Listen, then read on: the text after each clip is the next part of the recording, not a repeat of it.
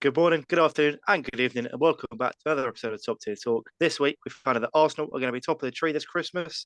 Brentford beat Man City 2-1 with another Tony Brace. Newcastle beat Chelsea. Sorry, Amir. And Ronaldo's on Eric Ten Hag's naughty list. Amir, take it away. Thank you, Dan. And it's obviously the last Premier League roundup vid before the World Cup. So we're going to include the World Cup in this vid as well. Going to start with Chelsea, the least enthusiastic, I think, out of all of us. Short and sweet. Chelsea are rubbish at the moment. Half the players should leave the club because they don't want to be here and trust the process. So, yeah, that's Trust. that. Who Unless should you lot have leave? any other question. Who are the Huh? players you want leaving? Name him. Um, Name and shame. No, I'm not going to do that because I hear rumours. I heard a Kovacic wants to leave. I've heard a Havertz wants to leave. I've heard a Jordan want to renew. I've heard so many players. Kante's rethinking. So I'm just happy there's going to be a massive rebuild in the summer and in the January transfer window, hopefully. Some of these dead players that are overrated leave the club. And I saw some reports today. Don't know if they're true that Potter still will be here if we don't reach top four, which is great news as well for me. So Chelsea's crap at the moment. It's a vibe right now. What's going on? So nothing more to it. Don't care about the games either. We lost both. So then the next least enthusiastic after me, I think Dan after his game on the weekend. What do you want to say about that? Yeah, 0-0 against Bristol. Solid way to end before the World Cup. Moving on to Elliot. Yeah, so this one 0-0. Short and sweet. Probably the happiest out of all of us. Top of the league. No one expected it.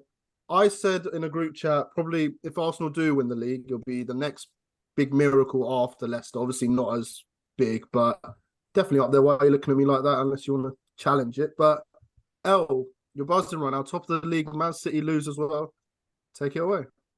Yeah, man. Obviously going into that Wolves game on the weekend, you're thinking, oh, we've been here before. When we play Wolves away, we always get a bookie kind of referee, bookie like decisions made against us. I don't know why. It's always whatever their stadium's called, the Molineux, I think it's called.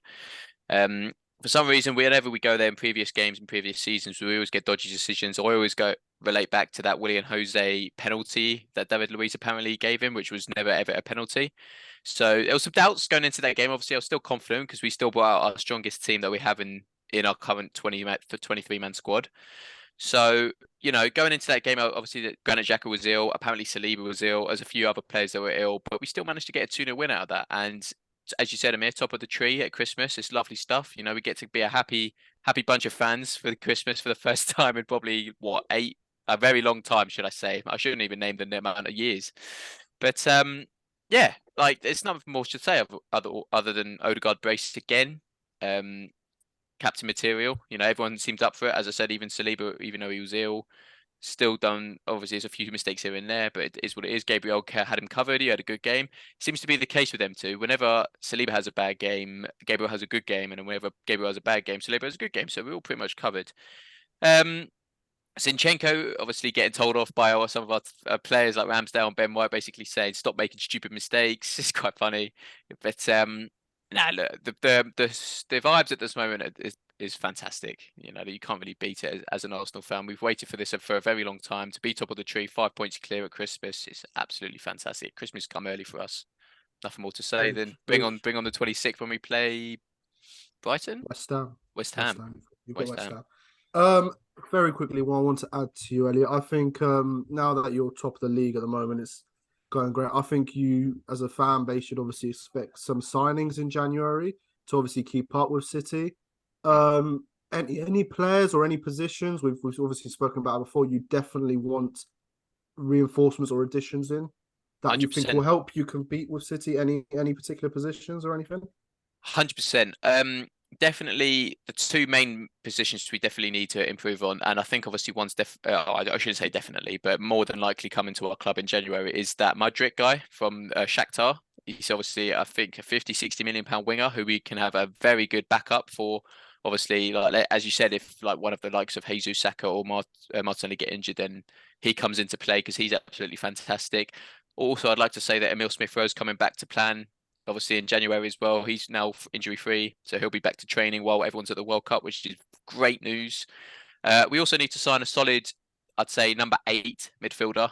a number 8. So obviously, if something goes wrong with Partey or Xhaka, we can be covered in that avenue because in my opinion, obviously, as I say, life as an Arsenal fan is really happy at the moment. But obviously, Sambi Lukonga, I don't think is up to scratch.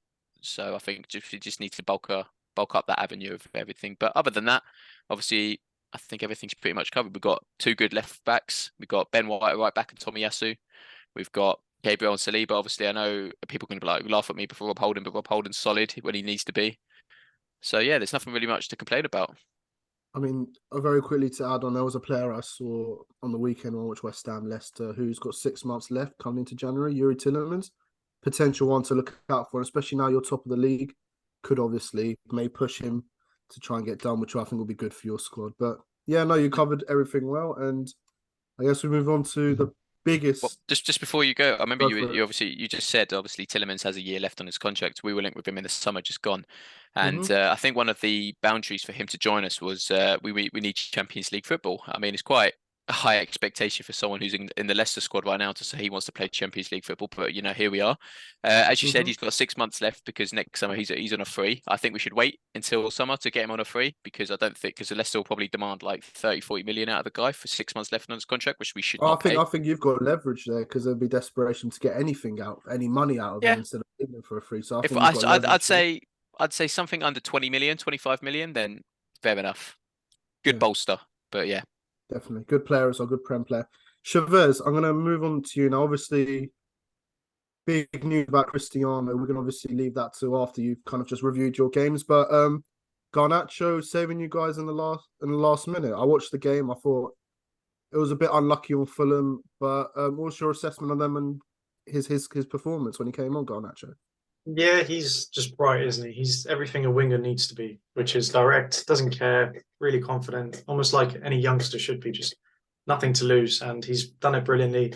Wouldn't overrate him too much, though, just let him do his thing, as I said last week as well. Aside from that, it was quite a boring game to watch. It was expected, though, because our whole right side was makeshift. We had a left back playing a right back from Malacia, and then we had Elanga, who's not our first choice at right wing because Anthony's out. I'm loving Ten Hag's agreement with me of not playing Aaron Wan-Bissaka, who is a conventional right back, and instead he chose to play a left back there. Wan-Bissaka doesn't exist at Man United anymore, and career done. Yeah, he's done. He'll leave in January. He's not injured as far as I'm aware. So for him not to be picked is just such a big statement. Even when our starting right back's out, he's still not the next choice at right back. It's a left back. So aside from that, Casemiro, there's a couple of players that always are consistent. Martinez is one, Casemiro another one, and then a few others just need to step it up a bit. Ericsson was involved in both goals, which was good, and just a good win. I thought I did catch the game. I thought Paulinho for Fulham was an absolute baller. Man of the match. Yeah, it was very good. Breaking everything up, very physical as well. The other player, McTominay, should have maybe scored that header just before. But 2-1 going into the World Cup. What's your assessment very quickly on Erik Ten Hag so far? I know it did start off a bit on a low with the losses against. I can't remember the 2 teams, but you did lose, and then Brighton obviously he's brought it back up. Yeah, you beat Liverpool, just beat Fulham. What's your assessment? Yeah, I'm happy. I mean, I'm someone who didn't expect us to get top 4 this season, and that still might be the case. I just wanted us to progress on the pitch in terms of how we play. And I think we're doing that. We are not a possession team, and in that game, to be fair, we weren't. But that's because we had so many players missing. But in general, I saw us go to Stamford Bridge this year and hold possession, which is something I've never seen before. So we are developing under him, and we're showing signs. What happens in terms of, I mean, we had a game earlier against Aston Villa as well. We didn't talk about the Carabao Cup. So we're slowly getting there. I don't think, for me, I know people will say top 4 or sack him, stuff like that. I personally don't think that's the case. We bought into a project here with a manager, let him do his thing. And he's had a lot to deal with as well. Outside of, I don't think he's ever had to deal with this many outer things, like external things in a club before, as he has with Man United. And that's a good lead on to after the game. Obviously, the fans are on a high, the team's on a high after winning, and then Piers Morgan releases the shocker, a few quotes and an interview that Cristiano Ronaldo has done. I've got some of the quotes here that we're going to obviously read out to you, and then everyone can all get involved. We can say who's in the right, who's in the wrong, what's going to happen. Ronaldo did say he's felt betrayed by Ten Hag and some of the other higher ups. Firstly, he says there's no evolution at United since he did leave when he was 2023. Everything's still the same. He said Ranić's appointment was an absolute ridiculous decision because he was a sporting director, etc. These are small quotes. Obviously, we didn't get too much, and obviously the full interview will be out. But United fan, first and foremost, Chavez, what is your assessment on this? It's difficult because, look, I speak from a position which I'm sure many Man United fans share with me. Ronaldo's he was my favourite player of all time until he left, which he rightfully did, and then it was Rooney. And then Rooney got caught up in this as well. So now he's put us in a position where people are having to pick between Ronaldo and the club. And first and foremost, I'm a Man United fan. And as Man United fans, we're not actually happy with what's going on in the club. You see it with the Glazers out protests every week. And what Ronaldo did almost was perfect. He sort of talked about how nothing's progressed, technology, the gym, stuff like that. This interview could have been so good. It would have been perfect. It would have been like the trigger that we needed against the Glazers. Ronaldo is the Glazers' biggest asset right now, and he has come out against them. But he said that, and then he went on a tangent, and he mocked Rooney's appearance, which on a human level, I mean, one human being should not be mocking another human being's appearance. That was wrong. The second thing was Ten Hag disrespecting him. We don't know what goes on in the back. No one can 100% say for sure. But from what I see, after what happened, after he left the pitch, Ten Hag still gave him captaincy about 10 days ago for a game. And I just think it was a bit unfair there. But then that's me talking from someone who's not inside the club right now, seeing what's happening. Because there's a whole thing about what happened in pre-season, which we don't know why he missed. We'll never know. Only they will know. But in general, I think his interview was almost perfect. Just the Ranić, again, didn't need to say it, didn't have to have any shots on Ranić, but he did. I think no other player gets away with it. Maybe that one, the Ranić one, maybe was another dig at the Glazers appointment. Yeah, it's true. Kind of see if you look at it that way, but of course it's disrespectful to Ranić, and because he did obviously come into. We all love the club, and Ronaldo probably. I mean, I'm a fan. He's a fan of Man United. He wants best for Man United, and if he feels this is the case, I think he also has to acknowledge that he's now probably never going to play for us again. There's a good chance, and he's willing to now take that risk because he loves the club so much. We all love the club. We're just showing it in different ways. Ronaldo has shown that he's not a normal human being when it comes to. He does anything to get what he wants. And for the people saying it's selfish what he's doing, I don't think so. And the Ten Hag thing, maybe slightly, because we're not 100% sure what's going on with that. But it's a really shit situation to be a part of. I was going to say, I just wanted to butt in there and just have my say as well. I think it's bad for both parts, in my opinion. It's bad for, as you said, Chavez, because obviously now Ronaldo's come out with that. He's basically saying what you United fans have basically been saying all the time. How there's no real progression in the club since Sir Alex. Like he's basically influencing the Glazers out a little bit more because he's saying the higher ups. I'm presuming he's talking about the Glazers. But then again, I do agree with what you said, how he's saying about how he's just like mocking other people now and just basically saying they're bad. Like, fair enough. He speaks about what he says. Like, do you know what I mean? He says what he thinks is true. Fair enough. But yeah, you're probably right. I think he's probably played his last game for Manchester United, which is quite sad because I'm pretty sure that you deem him as a Manchester United legend. I think everyone deems him as a Premier League legend as well.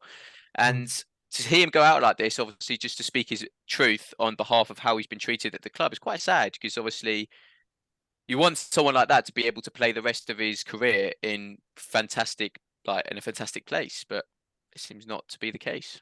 Well, I think it's not one last thing. It's not a case of a lot of people on social media are just using this to drive their agenda and saying it's a case of right versus wrong. Ronaldo is right, Man United are wrong, or Man United are right and Ronaldo is wrong. There's different. No one's right. There wasn't just one thing talked about in that. I think both are wrong and both are right, and it just depends on what you're talking about. It would have been fantastic. The ideal situation would have been if he did that interview, just talked about the Glazers and how they've brought the club down. This would have been the perfect interview, but he went off on tangents. And to be honest, bringing Piers Morgan into it, I'm not even sure about that. I don't respect that man in any way, shape, or form. I don't know why he needed it to be Piers Morgan. He could have done it from a different avenue.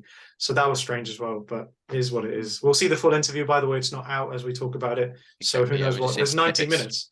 There's 90 minutes of this, so it might get worse. Opinions, it might change in the next few days. I guess that leads on to, I completely agree with Elliot that his United career is definitely in shatters. He will never play for United again. Where next for Cristiano Ronaldo is my big question. Where do you guys think he could return home to Sporting maybe? Potentially. Do you think they could afford someone with his wages, or do you think? I think the lead favourites or the club most spoken about is Chelsea, my club, with him going there. Obviously, Bowley was a big fan as well. I've seen divided opinions on Chelsea fans. I would personally take Ronaldo on the short term because it can't be any worse than what we have now. But this kind of attitude that I've kind of seen lately from him, and obviously refusing to come on in the Spurs game. We're a toxic club at the moment, Chelsea. It's just going to increase toxicity. So that's the kind of just how reserved I am. But it's Ronaldo. He's one of the GOATs, isn't he? So that's kind of the reason talking why I like how we were a year ago. Graham Potter does not want Ronaldo the same way Solskjaer didn't want Ronaldo. It's Ronaldo. In my opinion, I don't think any top six club in their right mind wants Ronaldo at their club. Obviously, why not? He's a fantastic player. But one, he's obviously 37 years old now, so he's quite off it and he's not really running about as he used to. Two, his wage bill is going to be stupidly too high unless he can get it down to less because he's too old now. And three, as you said, Amir, the toxicity. Who'd want that at their club? Obviously, if he's doing that at Manchester United, who's to say like 2 months down the line when they sign him that happens at their club and then all goes to the shatters, you know? But he's one of the best goal scorers of all time. We no doubt about that. Chelsea need goals. I would take him on a short-term contract. I would, honestly. So maybe Graham Potter won't. You're laughing. You're probably going to think I'm insane and I'm going to say what you're saying next year if this happens. But I would want him. The only thing I did kind of have reservations about is, do you remember our conversation, our little disagreement we had over Ronaldo a couple of weeks ago, Chavez? What I didn't understand is he said even last season they wanted him out. So do you think Ronaldo signing only because City had shown interest in him and obviously United had to act quick to? What do you reckon if they wanted him out last season? What's kind of... See, I didn't understand that because I thought he did really well last season given the situation. It's just about the project, isn't it? Ronaldo is not fulfilling the project that we want played. I mean, with Ranić, there was no project. I think he tried for one game to instill the press, and after that, it just went. So, of course, like long-term, he wasn't the solution, but in short-term, he helped us last season. And the execs he's talking about, I don't know what that's about, because these are the same people that got him. But, yeah. You're true. It's all guesswork. Dan, you anything to add? You've been very quiet. No, I was just sort of, everyone's got the same opinions pretty much, and it's obviously it's going to be the end of him at United. Obviously, touching on his behaviour, it's almost like he's gone full circle, and he's almost acted like the child that he was at United when he was there originally.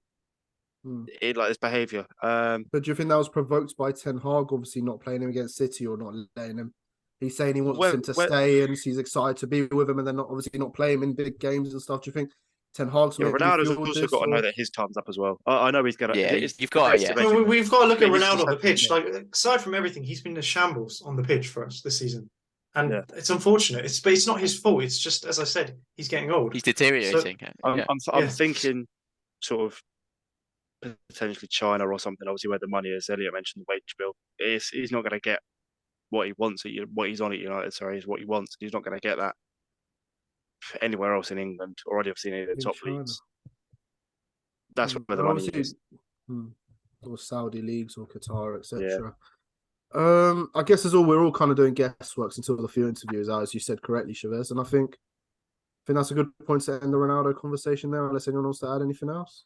I think so. It just because obviously not to stop you there, Amir, of course, but just to simply, we haven't seen the full story yet. You know, we still got Wednesday to come just to see the full 90 minutes of how everything went down with Piers Morgan. So I don't think we should be too quick to judge. You know, we still got all our opinions. Briefly, as we've seen little snippets of the interview, everyone's saying it's fantastic, like it's unbelievable news.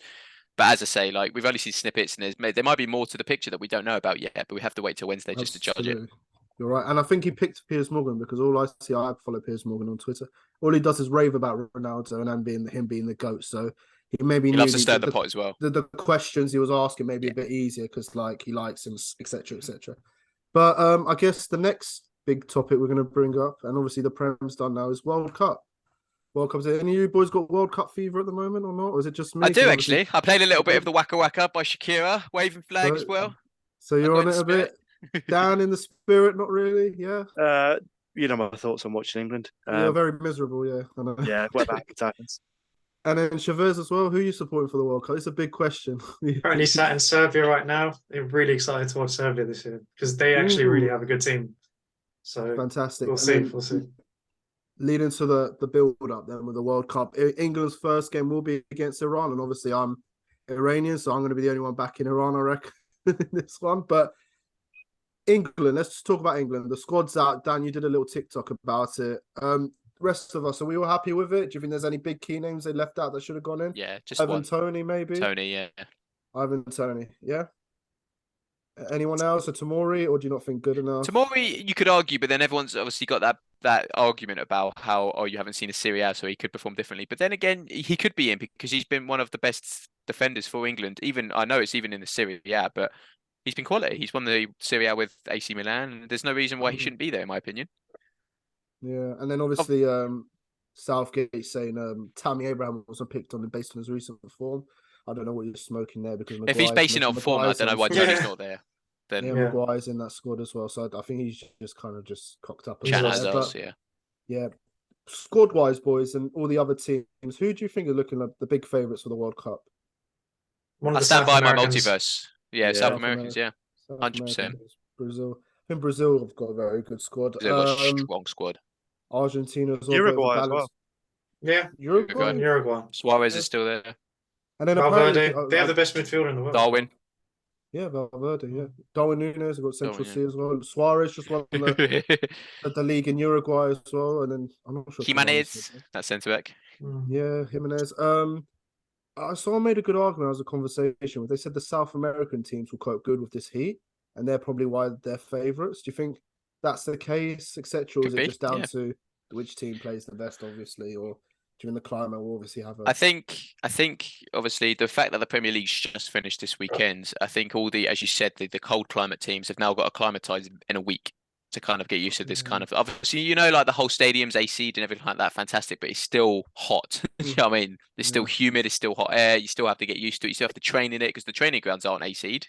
So, a lot of these might be right.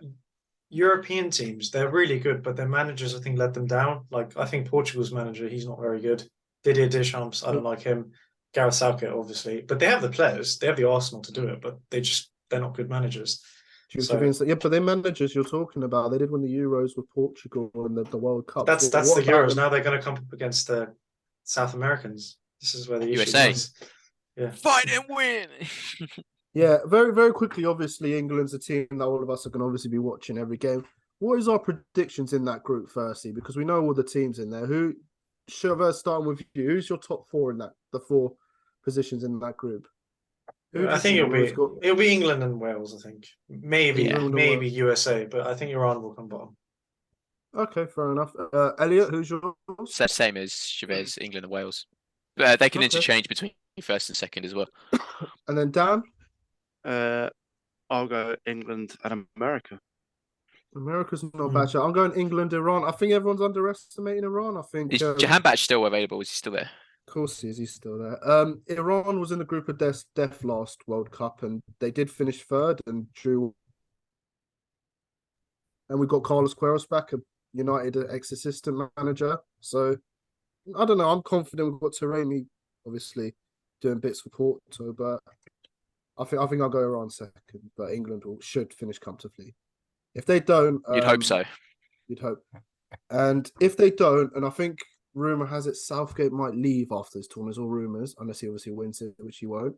Who would you guys, very quickly, last thing, would want to replace Southgate after this tournament? I think Southgate would leave regardless. I think if he wins, he'd be even more inclined to leave, personally. Just leave on a high. Yeah. I obviously, you could say Arsene Wenger, you can say what you want, but Arsene Wenger. Why not? Why not before? I would have agreed maybe 5 years ago, but he's been out of the game for a while, hasn't he? He's now sort of high up. And the game's evolved a lot. Like the style of play has evolved a lot from the ball that Wenger bought for. Prime Mourinho away. Ooh, thing is, do these people want to leave club football as well, like Mourinho? Exactly. Yeah, it's a very, very boring, isn't it? Could be like someone like Phil Neville. We're going to get Roy Hodgson or Sam Allardyce back in.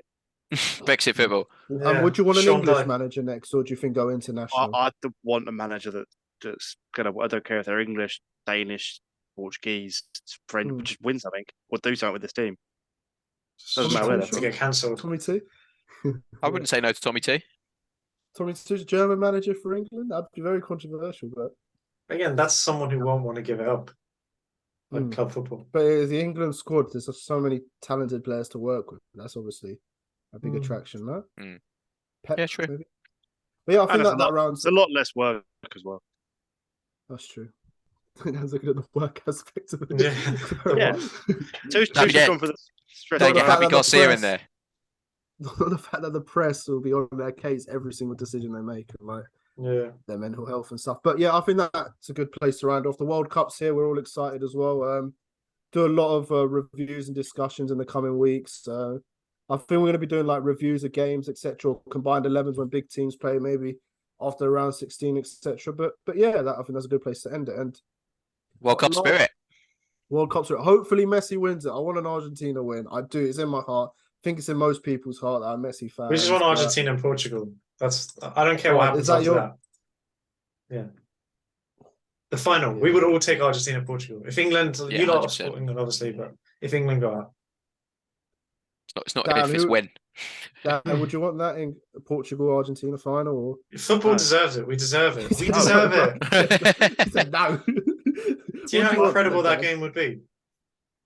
I want an England Argentina final. Do you or know if whichever if they pass. Argentina played Portugal, that would be That'd be the about 4 biggest billion game in viewers. history. Yeah, Yeah, yeah. and there That would is the never biggest be game in another history. game. Yeah, there would never be another And do you game. think that will finalise the GOAT debate for him Yeah. forever?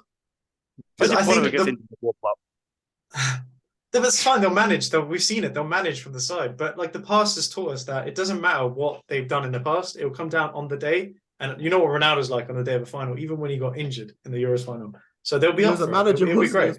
was pushing Santos out the way. and It'll be stuff, wasn't great. he? We deserve it as football Yeah. fans. We deserve it. We do. Hopefully, this World Cup will be as exciting as previous. It's not a summer World Cup, which is different, but tune in because we can do a lot of content there, a lot of combined 11s, a lot of reviews, a lot of reactions. So stay tuned in and thanks for watching.